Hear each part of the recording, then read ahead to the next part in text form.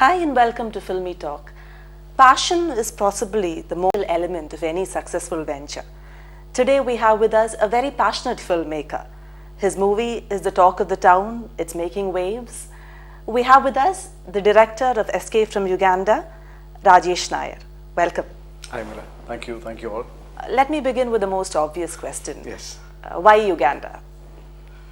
I think I've answered more than 1,000 times the same question so far. But I'm sure we would love to listen to you all over again. No, but see, why Uganda? See, different people are talking different, versions of the same thing, because even we have talked in many places the same thing. But actually, why Uganda? My answer to why Uganda is because I wanted a place which is quite, not normal kind of. And some place where it is very difficult to reach kind of, and some place where people have a notorious background in mind. And you talk to anybody starting from the kids up to the Malayalis always had Uganda as like Uganda, it's kind of a talk was always there. And I happened to be in Uganda for a long time, during my last portion of my corporate career. So gelling both well, we decided to go for Escape from Uganda as a movie, because my subject was a family who is getting stuck in a place where they cannot access for any external helps. Okay. So that really suit well with this particular environment, and I decided to go for that's the exact version of it. Okay, but could it have been set in a different place? Yeah, the next place I would have been like Sudan. We can go for South Sudan, and we can go for Angola and all. But I wouldn't be coming alive after making the movie from such places. So I also have to take care of the artist's safety and the crew safety and all. And Uganda is a safe country, though people doesn't know about it. Okay. So in the movie, can we see the reflections of your personal experiences in the country? Definitely, because even the first scene which starts with this, what happened to me, somebody goes to Africa for the first time, the first thing is somebody will loot you, and that's how it starts, Okay, and then you get used to it. So it's not as safe as you said. See, looting is a safe thing. They're not killing you, isn't it? If you look at the other African countries, like even for a shoes they can kill you. So Uganda is very difficult from there, because if I tell a very personal experience of mine, as I've landed in Uganda, I don't know anybody, I don't even know who is going to pick me up from the airport, okay? And that's how I ended up in Uganda. But that country has given me everything. Whatever you see as of now, as a career, as a person, as a matured person, they have taught me everything. So even in my speech in Uganda with the president, I've told him very clearly that from a 22-year-old youngster to a 35-year-old matured man, it's a gift of Uganda. Okay. So I went to Uganda for the first time, third day, all 22-year-old guys, what we must be doing. We went for partying, and we went to see source of the Nile. Nile River starts from Uganda. So we want to see how a river starts from a lake. It's a very rare, thing. Okay. We were watching it, very happy, We slept for some time in the afternoon. Then what happened is, when you wake up, a lot of guys are around you. Okay. Hi guys, how are you? All well? Okay, give me all the money, all the mobile phones, and what all you have, give it to us. We were like, man, we are finished. So we've given everything to them. And then we took the car. While we were coming back, the same guys are again stopping us on the way.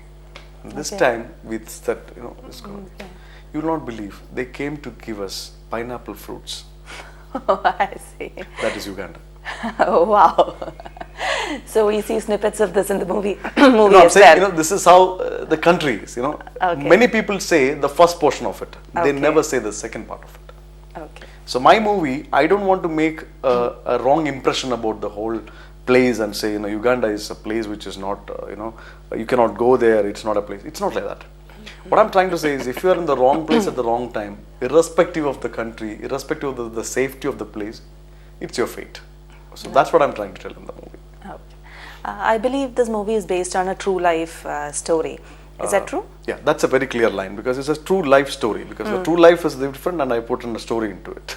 So it's based on an incident happened in 1986 in Uganda, which happened to an Indian family, but they're not Malayalis, they were from Gujarat. So it happened to them, and then being very open and frank with you, I have seen a movie called Anything for Her. You see, I'm a person who has always been passionate about movies, and I came into movies because I saw movies and I like movies.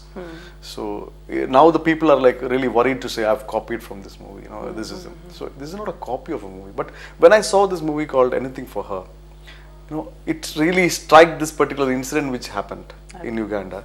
And then I did my own, kind of a change, and so I've come out with Escape from Uganda. So you were inspired by the movie. 101%. See, there is not even a single movie maker who is not inspired. If anybody says that I am not inspired, he will become a writer, he'll become a painter, artist, but he'll never become a movie man, because movies are something you start from an inspiration. That's from where it starts, because movie is the only thing you can tell somebody else what you were dreaming last night. Okay, but does that necessarily mean that it cannot be fully original, or it cannot be entirely unique? A normal person like me, I'm not a very intellectual person, like I'm a very average kind of a person. So every average filmmaker will start from an inspiration. This is what I believe. How is it like working with one of the most sought after actors in Mollywood, Rima Kallingal? Oh, it was fun. Being very open. I even said with another place, I was like the first day when she came, like we had a very small crew. We are 35 of us. Normally Malayalam movies are shot with 90 people, the caravans and all those things. And we don't have all these facilities in Uganda. And we were shooting in remote areas basically. And so Rima joined after the 9th day of the shoot. So she came and okay, everything is set, all set, and we were very good friends. We have been discussing scripts and all those things. So the first thing is, Rajesh, there's nobody to hold an umbrella for me. I said, why there is nobody to hold an umbrella? Come on, get somebody to hold an umbrella. Okay. But you didn't offer? No, I offered immediately. Okay. And she was like, then she's realizing that we are all like, I can even carry the track. Parthiban sir was carrying a light. Okay. So then she felt really embarrassed, and she came and said, okay, so this is the punishment you gave me. And since that particular incident, like they were totally into the movie. And see, this is a Rima's movie. When you see it, you'll realize that it's Rima Kallingal which takes the movie. We have shot in around 56 locations in Uganda. Uganda is a big country, so traveling around all these locations was not pretty easy, because we have the police in front, we have the police in back, so we have to manage, all these things. So she was very cooperative. How did you decide upon her for this role? I had a different person in mind when I was actually discussing about the story, and as the story, developed or evolved, I thought that why don't I make the female character the lead than a male character. Okay. So this does not happen in the beginning. In the beginning I had a normal lady who was in the jail and like kind of a thing. Then I thought, why always that like ladies have been given a chance to send somebody as a savior to save them. Okay. So then the whole story changed. As it changed, the person whom I had in mind can never fit into the role, because this need a lot of physical things like the escape, the run, the fight, and all those things was part of the movie. And then I think there is nobody apart from Rima. Even if I have the same kind of a role comes in, I'll have to end up going back to her. Okay. She's very flexible. She's a good dancer. She's a rope dancer, so she's extremely flexible. Okay. So if you tell her to go into a small hall and enter, she will enter. Even the stunt master couldn't do it, but she'll say, let me try. Okay. So all that thing was there. Yeah, you talked about these stunt scenes and daredevil acts. I'm sure a lot of people are talking about that, but that's one big thing about your movie. See, the basic thing is like, it's been hyped. Okay. Because the daredevil stunt Rima has done and all those things. See, this is a very real life story. And I don't think somebody, will do a daredevil stunt to, kind of a thing. No, it's a very genuine, it's a very normal, it's a very common kind of a movie. But why I will give her that particular brand of an action heroine is because, being a lady, there have a lot of restrictions. And this movie, I have a footage of Rima running 3.5 hours. Oh my God. So she has to run all that, you see. Okay. And then the places where she has to go into, get out of the jail. You mean to say she ran without a break for 3.5 hours? Okay. The total footage. Okay. It's total footage. So, but she can. She's that fit. Okay. I have a scene where people must have seen by now in the movie that where the plane is running on a 45 kilometer speed, and we plan to have a dupe, and that Rima is running with the plane and getting onto the flight. Now the issue here is it's a small flight, so between the two wings there is only very little space. Now you have to match the speed of the plane, otherwise the back will hit you. Okay. So it's not easy. So even the stunt master was not ready. He said, no, let us not do it with anybody else. Let's do it with a male dupe. Dupe. But when you're doing with a male dupe, the shoot will extend for another 5 days because you cannot keep all the angles. Right. But Rima said, can we try? Let's try it out. I'm telling you, we finished the shoot in 2 days and we have not used any dupe, and she did it herself. And I've shot in single shot. Okay. There's a single shot where she's running, she's in between the wings, and she jumped onto the floor. What was the kind of audience that you had in mind when you worked on this movie? That's a whole part, we thought of let's have a complete different kind of, let us not look at the audience. I want to make a good movie and stuff like that. But as the movie progressed, when my wife joined, when my daughter started asking questions to me, then, the whole scenario changed. It's, to be very frank, from the beginning up to now, the movie has evolved a lot. And I can say that it's a complete family entertainer, where you can go with your kids and watch. I have not used even a single scene where you will feel embarrassed that I've come with the kids to watch. The reason is, I have only 3 scenes where it is smoking, because we have restricted that to that level. I have only 1 scene where it is drinking, and there are no intimate scenes in the movie.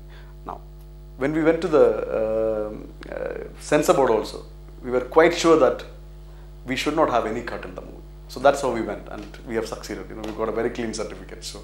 So my audience is a clean family audience, but I'm also taking care of all the youth who's why do they go and watch Tamil films? Why is there a lot of rush on the Tamil films and English films and all? Because they want to see something new and very fast kind of a making, and because we have been giving them a kind of a slow kind of a making for a long time.